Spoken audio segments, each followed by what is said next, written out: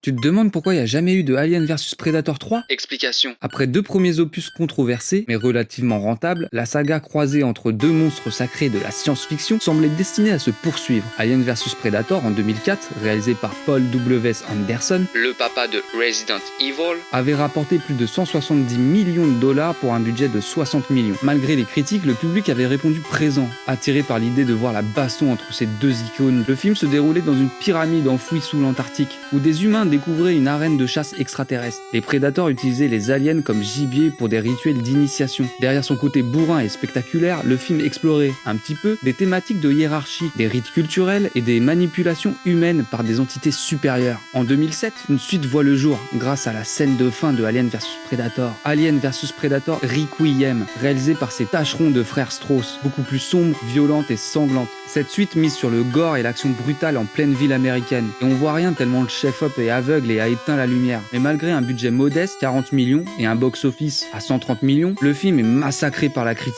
Sa photographie ultra sombre, son scénario confus et sa réalisation jugée amateur freinent tout espoir d'un troisième film. Les producteurs et la Fox commencent alors à douter de la pertinence de continuer la saga AVP. L'univers Alien en particulier étant jugé trop riche pour être dilué dans cette soupe de crossover peu inspirée. D'autant plus que Ridley Scott et la Fox préfèrent relancer la franchise Alien sur des bases plus sérieuses, ce qui donnera naissance à Prometheus et Alien Covenant. Mais on en reparlera, parce que ça c'est quelque chose quand même. Côté Predator, un reboot est également lancé avec Predators en 2010, petite référence à Aliens, puis The Predator en 2018. La chiasse de Shane Blake. Mais tous ces films étaient sans lien avec la saga Alien vs Predator. Les réalisateurs de Requiem avaient imaginé une suite se déroulant sur la planète des Predators, mais les critiques très négatives du deuxième film ont scellé le sort de cette suite. On a appris il y a pas longtemps qu'une série d'animation réalisée par Shinji Aramaki, qui devait s'appeler Alien vs Predator Annihilation, était en développement en 2015. Disney serait donc en possession de 10 épisodes finalisés. Mais de quoi ça parlait? L'intrigue prenait place à bord d'un gigantesque vaisseau spatial destiné à l'immigration et voyait s'affronter entre elles plusieurs factions de prédateurs. Les xénomorphes parvenaient à s'infiltrer à bord, amorçant un carnage. On sait toujours pas pourquoi la Fox a bloqué le projet. Aujourd'hui, les droits sont chez Disney suite au rachat de la Fox. La priorité semble être des reboots distincts. Donc du coup, l'idée d'un AVP3 semble désormais enterrée. Alien vs Predator 3 restera donc un fantasme de fan, ou pas, puisque dans la dernière bande-annonce de Predator Badland,